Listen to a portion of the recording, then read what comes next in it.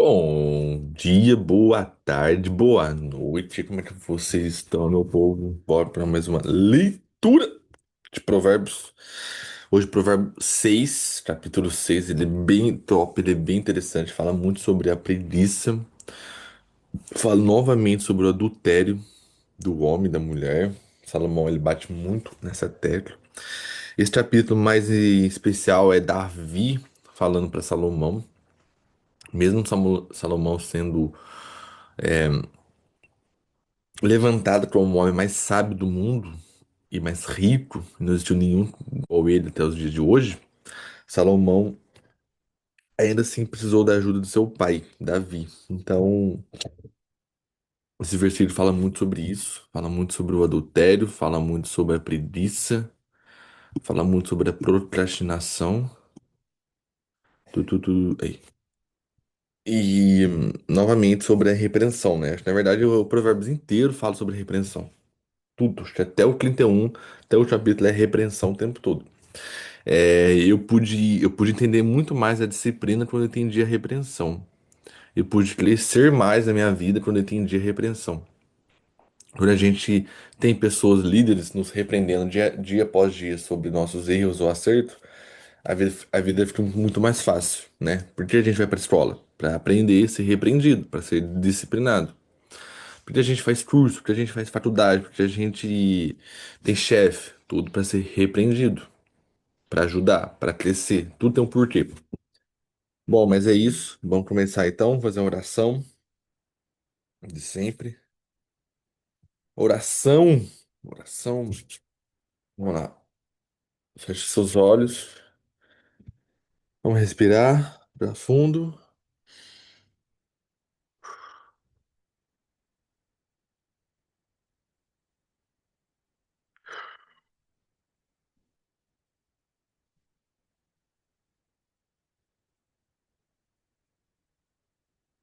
Senhor, a ti rendo graças por teu ser bom e sempre nos ouve. Senhor, nós conectamos nosso espírito com o seu espírito. O seu espírito conecta com a nossa alma. A nossa alma governa sobre todas as coisas aqui na terra, Senhor.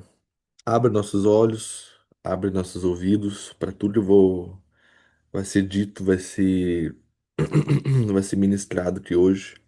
Que o Senhor nos dê sabedoria, nos dê conhecimento, nos dê discernimento da palavra. Nossos olhos passam por todas essas palavras e não compreendem.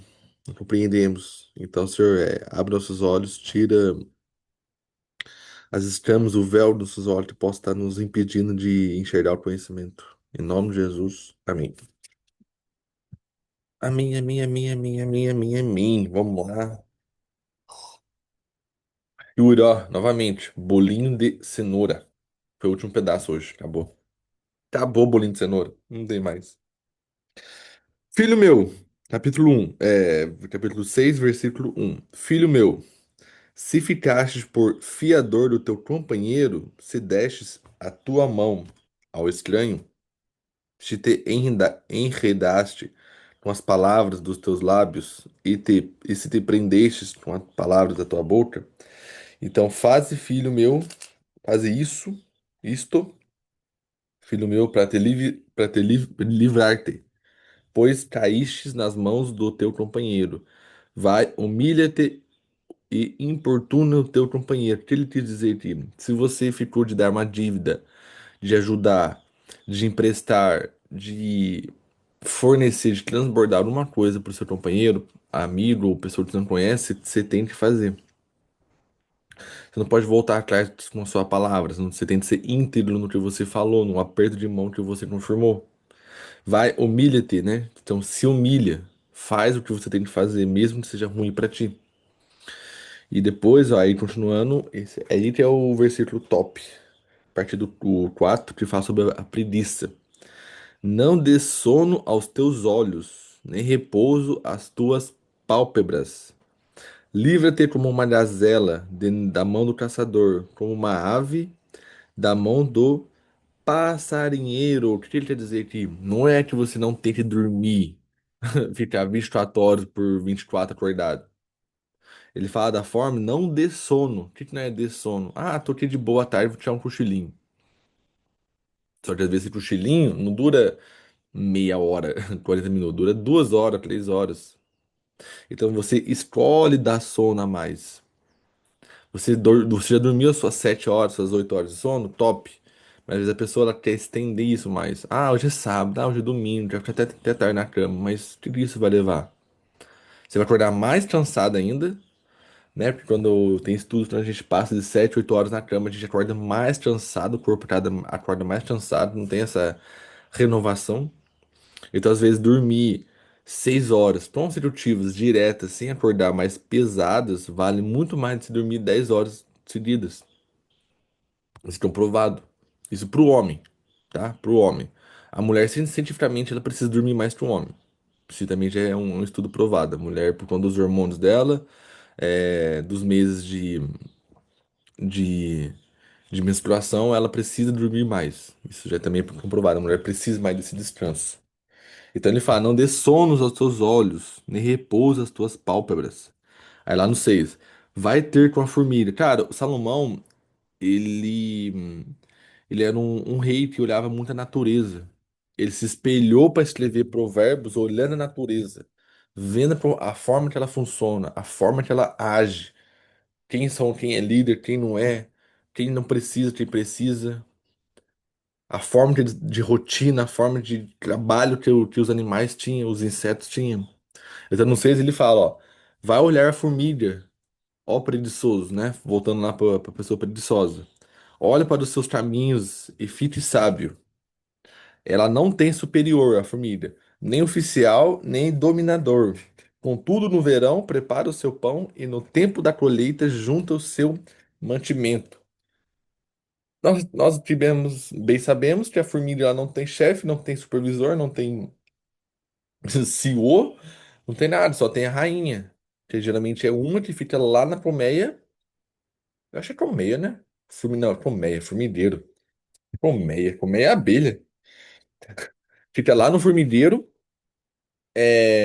Não necessariamente dá ordens, pede para que elas fazem o que elas fazem, mas simplesmente elas têm essa atitude diária. Elas cuidam, elas plantam durante o verão, que o verão é o tempo que você consegue sair de casa, consegue plantar, consegue trabalhar, consegue ficar até tarde. Porém, no inverno, não tem colheita, é frio, o tempo é ruim. Bom, a gente já assistiu vários filmes, desenho que já era assim. Você via a formiga e a garça. Acho que é garça? Nossa, tinha uma historinha lá, formiga e a cigarra.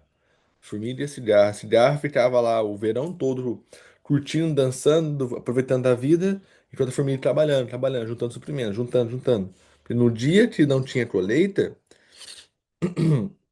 a formiga estava preparada para o mantimento e a cigarra não. A cigarra quis curtir a vida.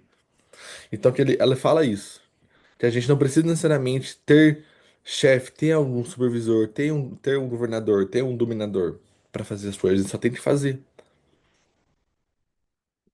Ela não tem superior nem oficial. Contudo, no verão, prepara o seu pão. Aí no 9, ó preguiçoso, até quando ficarás deitado?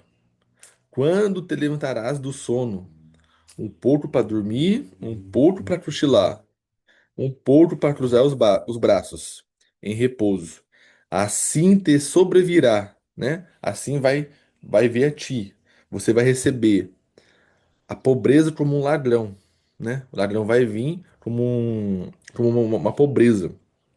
E a tua necessidade como um homem armado. Então você vai ser roubado e o outro homem armado vai vir. Que são esses homens? A pobreza e a necessidade. Por quê?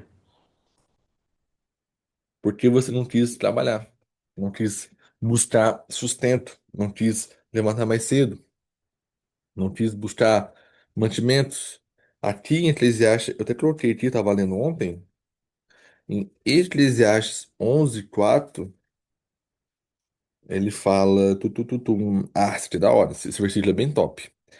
Quem observa o vento nunca semeará, o que olha para as nuvens nunca cegará. O que ele quer dizer? Bom, é que aquilo a gente bem sabe. Até a pessoa que não planta, não trabalha, não estuda, não levanta mais cedo, não treina, não faz nada, ela não vai colher nada. Ela só vai olhar pro vento, mas nunca vai semear nada. Ela nunca vai colher nada.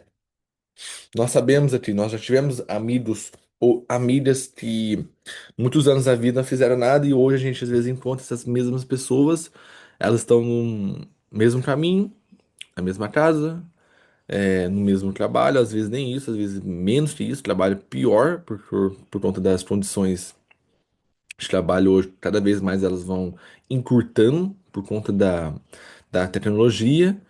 E se nós não formos aperfeiçoando, nós também vamos ficar para trás.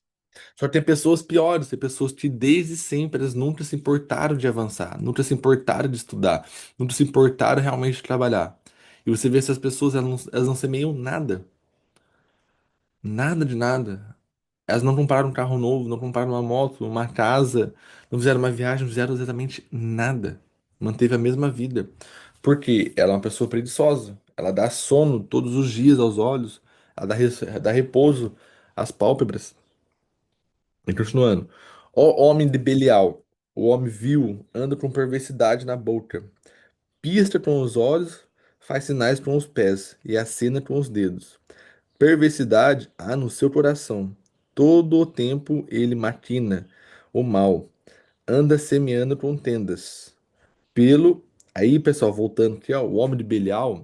Belial é uma expressão para falar de homem perverso, homem mau, homem que anda nos seus caminhos maus, homem que não tem coração bom, homem que planeja o mal todos os dias, procura o mal. Se alguém sabe das histórias lá de Nabal e Abigail, Nabal era um homem de Belial, né? E Davi, sendo o rei Davi não era, já tinha matado Golias e matado milhares, mas não era o rei Davi ainda.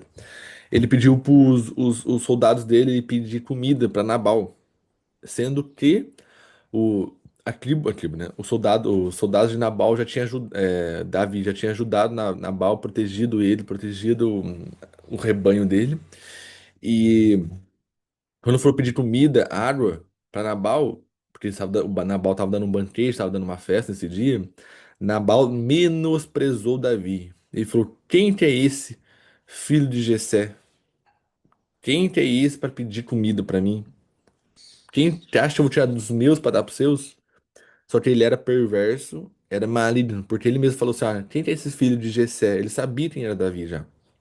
Só que mesmo assim, pela inveja, pela maldade do coração, ele menosprezou. E a perversidade, o mal, ele vai sempre fazer o quê? Que a gente perca, que a gente se autodestrua, que a gente mesmo cave a nossa própria cova.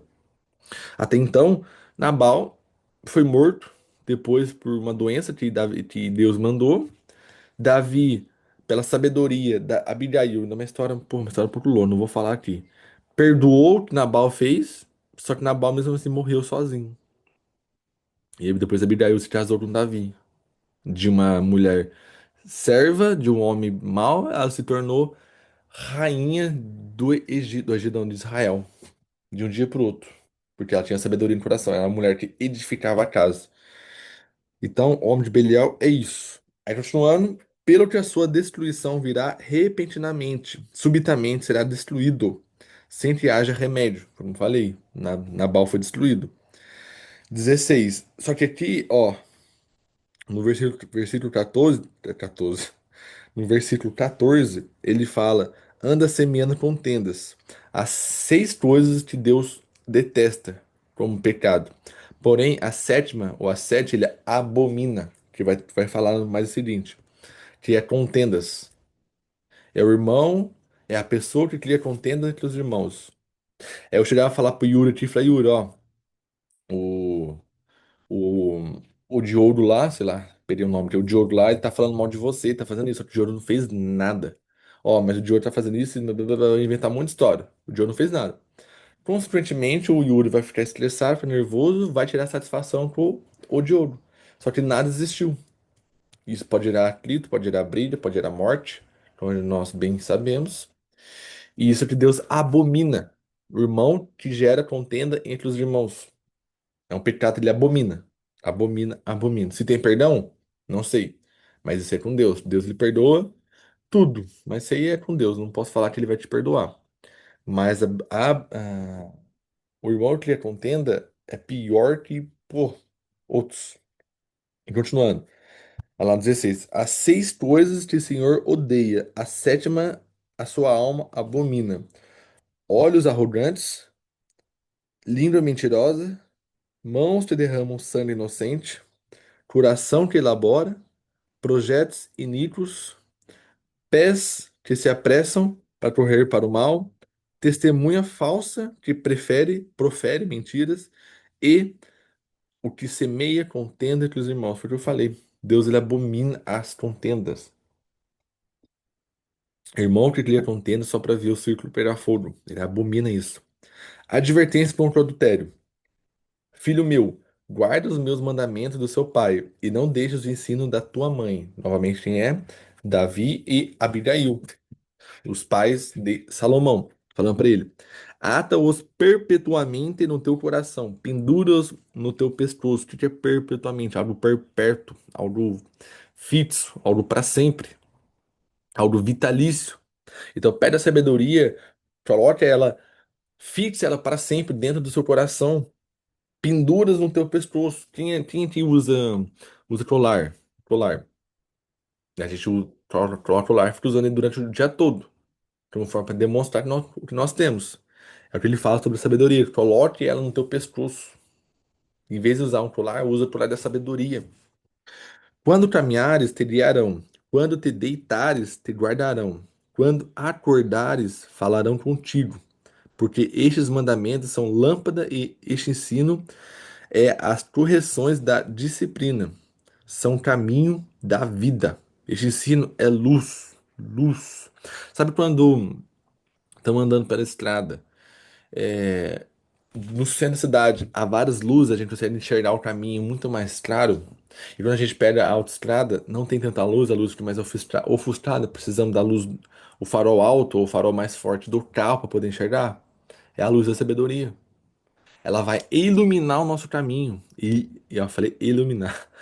Ela vai iluminar nosso caminho. Vai colocar luz nos nossos pés. Então todo passo que fomos dar, Deus ele vai iluminar com a sabedoria dele.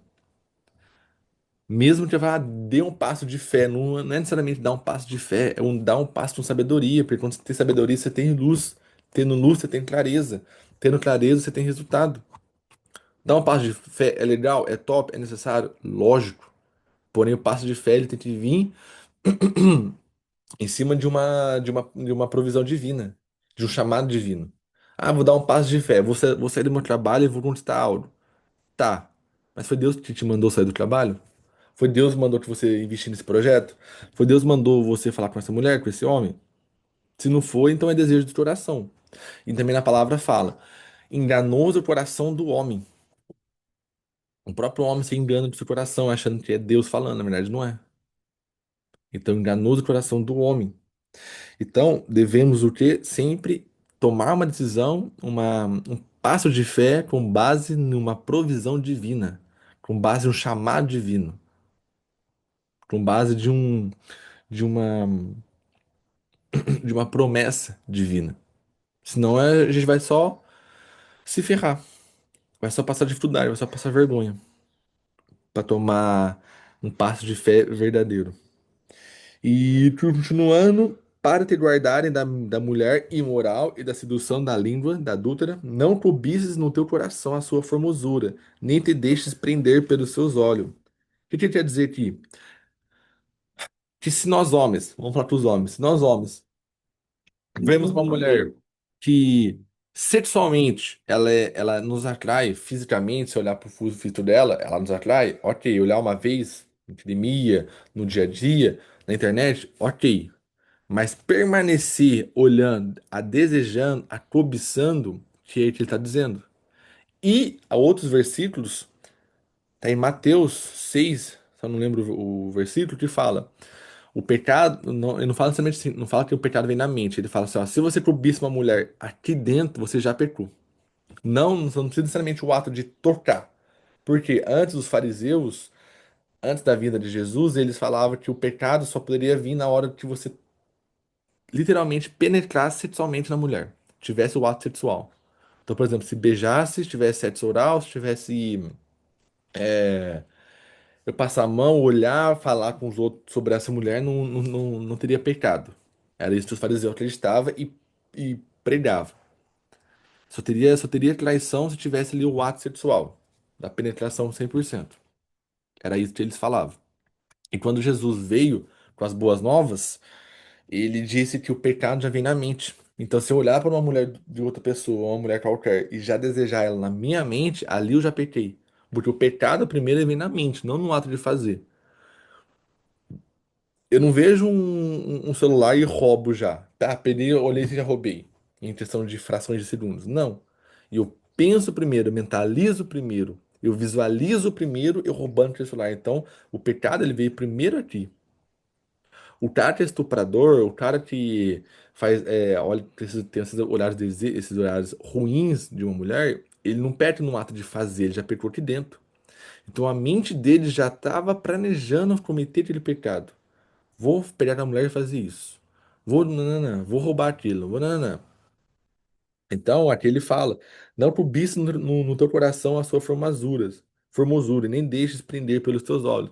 Cara, qualquer homem, se ele colocar uma mulher na cabeça dele, que não seja a sua própria mulher, ou que o homem seja solteiro, no meu caso, mas colocar uma outra mulher na minha cabeça e pensar somente no corpo dela, no lado carnal, a gente vai desejar ela, vai cair. E se a gente vê essa pessoa pessoalmente, aí é pior ainda. Porque você já pecou aqui dentro, então você já meio que visualizou o que você vai fazer com ela. Então ele fala para não cobiçar. Uma pessoa entrou na sua mente, já tira, já elimina, já busca informações novas, busca gatilhos novos, tira, porque quanto mais você pensa, mais esse espaço você dá. Igual o grãozinho de mostarda, a parábola do grão de mostarda. Ela é pequena quando nasce, porém a longo prazo ela se torna algo imenso e destruidor dentro da sua mente. Então, o pecado ele vem na mente primeiro. Pecamos antes na mente, antes de agir. E continuando. Pois a prostituta te reduz a um bocado de pão e a adúltera anda à caça da própria vida. Tomará alguém fogo no teu seio, sem que suas vestes se queimam? Colocar alguém, um homem vai colocar fogo em si mesmo e não vai se queimar, vai tocar a mão no fogo, vai colocar fogo no peito e não vai se queimar? Andarás alguém sobre as brasas sem que se queime seus pés, né? Tá cheio de brasa lá, eu vou andar a pé descalço e não vai me queimar? Assim é o que dorme com a mulher do seu próximo. Não ficará inocente todo aquele que eu tocar. Resumindo, é aquela frase, né? Quer brincar com fogo, mas não quer se queimar. É isso que quer dizer. Então, o homem que dorme com mulher casada se preocupa, é, deseja a mulher casada, quer dormir com a mulher casada, com a mulher que namora, não importa, mas com a mulher compromissada, esse homem que brinca com fogo. Na verdade, nem brinca com fogo, né? Ele já está andando no fogo, achando que não vai se queimar, achando que não vai ter repreensões, não vai ter. Esqueci a palavra, Caramba, quando você faz algo e vem algo de volta, né? É tipo plantio e colheita. Enfim, vocês entenderam. É, Provérbios, ele usa muitas expressões, muitas comparações. Então sempre é dois, três versículos para explicar um. Ou é um versículo, dois para explicar outro. Então ele fala: quem que vai poder colocar fogo no seu peito por aqui e não vai se queimar? Quem que vai andar sobre as brasas e não vai queimar? Assim é um homem que dorme com mulher casada. No momento é prazeroso, é bonito? É. Mas futuramente ele vai ter uma repreensão. Ele vai colher algo daquilo. Aí continuando, não é desprezado o ladrão que furta. Depois você vê lá no final que fala. Então, concluindo, o homem que dormir com mulher casada, ele vai sofrer uma coisa depois, seja físico, seja mental, seja espiritual. Isso é fato. Não é desprezado o ladrão que furta para saciar sua alma, quando está morrendo de fome. O que isso quer dizer? É quando o ladrão, sabe aquelas pessoas que às vezes até cortam nosso coração, ela rouba para poder comer? Você vê pais, mães no supermercado roubando, sei lá, pedaço de carne, fruta, sei lá, qualquer coisa para levar para os filhos para comer, porque não tem nada dentro de casa. Ele fala que se a pessoa roubar e não for pega, não há problema. Porém, se ela for pega, contudo, se for apanhado, né, continuando, parará 7 vezes mais, ainda que ele custe todos os seus bens da sua casa. Não está dizendo, aqui não está dizendo, pelo amor de Deus, né? A Bíblia é um livro de interpretação. Aqui não está dizendo que a gente pode roubar qualquer coisa e não for pego que vamos passar ileso no mundo, né? Vou roubar o quadro da Mona Lisa, só que ninguém viu e vai estar tudo certo. Então eu posso, agora ela se torna meu. Não é isso. Quer dizendo que quando o ladrão está morrendo de fome, não faço nem ladrão, mas a pessoa está morrendo de fome, ela rouba para saciar a sua fome. Cara, eu nunca passei fome na minha vida, graças ao bom Deus. Mas todo mundo já conheci que passou algum tipo de necessidade na vida, passou fome, fala que é algo, cara, que você não, é horrível. Eu tive uma experiência do campeonato que eu decidi ficar sem comer e já foi horrível. Foi, nossa, uma sensação triste, de raiva ao mesmo tempo. E eu vi como foi ruim aquilo. Então imagina para essas pessoas que realmente não têm o que comer porque não tem dinheiro para comprar. Então a palavra fala que não há problema dessa pessoa roubar para saciar sua fome. Porém, contudo, todavia, se for pego, vai ter que pagar 7 vezes mais. Então vamos lá, roubei uma picanha de R$ 70. Vou ter que pagar R$ 490 para aquela pessoa que eu roubei, né? Então é isso, continuando. O que, porém, adúltera com a mulher tem falta de entendimento. O que tal coisa faz destrói a sua alma. Açoites e vexames encontrará, e sua vergonha nunca se apagará. Tudo isso que eu tô falando é o homem que se dormiu com a mulher casada. Tudo que ele vai receber é isso: é vexame, é vergonha, é açoites, pois o ciúme desperta a fúria do marido, e ele não terá compaixão no dia da vingança. Não aceitará compensação alguma, rejeitará o suborno por maior que seja. Quantas vezes nós já vimos o, ai, perdão, o marido da esposa rebentando ou até matando o cara que dormiu com a esposa dele? Ele tá dizendo, ó, pois o ciúme desperta a fúria do marido, e ele não terá compaixão no dia da vingança, mesmo que tenha suborno, dinheiro, compensação, ele vai rejeitar tudo, mesmo maior que seja. Conclusão, homens, né? Eu vejo muitos vídeos na internet de reels de brincadeira, né? Mas toda brincadeira ela tem um fundo de verdade. E, e nessas brincadeiras, eu tava sempre lá, assim, meu amigo, quando parece uma mulher solteira, ele tem uma reação, mas quando parece mulher casada, ele tem uma reação muito melhor, de feliz, de animado, de entusiasmado por ela ser casada. O interesse da mulher vem só porque ela é casada. Mesmo que ela esteja no ambiente errado, daí é culpa dela, não tem que. Ah, mas a mulher tá casada, mas ela tá no ambiente solteiro, então ela tá aqui porque quer. Lógico que ela tá porque quer. Mas se ela está casada, por que você vai se envolver nisso? Por que você vai arrumar problema com isso? Provérbios é um livro de sabedoria. Sabedoria é você não entrar em briga que não é sua. É você não buscar um conflito, não buscar coisas. Cara, eu tento diariamente não entrar em brigas que não são minhas. Às vezes eu vejo casal brigando, eu falo, cara, não vou entrar, Deus não mandou entrar, não vou entrar. Por que eu vou entrar nessa briga? Vejo homem com homem se brigando lá, não, cara, não vou apartar, não. Não vou apartar, não. Eu gosto da minha vida, gosto do meu silêncio. Tô andando de carro, ou às vezes de moto. Vamos lá, tô andando de carro. Fechei um cara de moto. O cara veio me xingar. Falei, cara, me perdoa. Desculpa aí, não te vi. Pronto, já era. Tô andando de moto, né? Eu ando mais de moto. Um cara me fecha, quase me mata, quase me derruba. Cara, na hora eu respiro. Falei, cara, já foi. Já passou. Não vai adiantar nada xingar o cara. Ah, uns pedem desculpa, outros não. Mas, cara, passa de boa. Fechei o cara me fechou, quase caí. Só freiei, virei, fui embora. Pronto, mano. Às vezes o cara tá armado, às vezes o cara tá com um problema na vida. Às vezes o cara tá estressado, às vezes o próprio cara foi traído. Aí vem um outro homem encher o saco dele, o cara é armado. Então, cara, ganhar paz, sabe? Eu não lido muito, não evito briga, acho que briguei uma vez na minha vida. Eu acho que em carnaval ainda, em carnaval. Então evito briga, é diferente quando mexe com a nossa mulher. com as pessoas que a gente ama. Daí é um rolê. Você tenta, mesmo assim, você pensa pra entrar numa briga.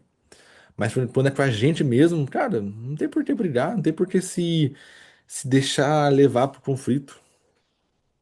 Então, pra andar com sabedoria, né? Porque a sabedoria fala que ela vai prolongar nossa vida na Terra. Se a gente não tiver sabedoria, vai prolongar. Se a gente não tem, a gente vai encurtar essa vida.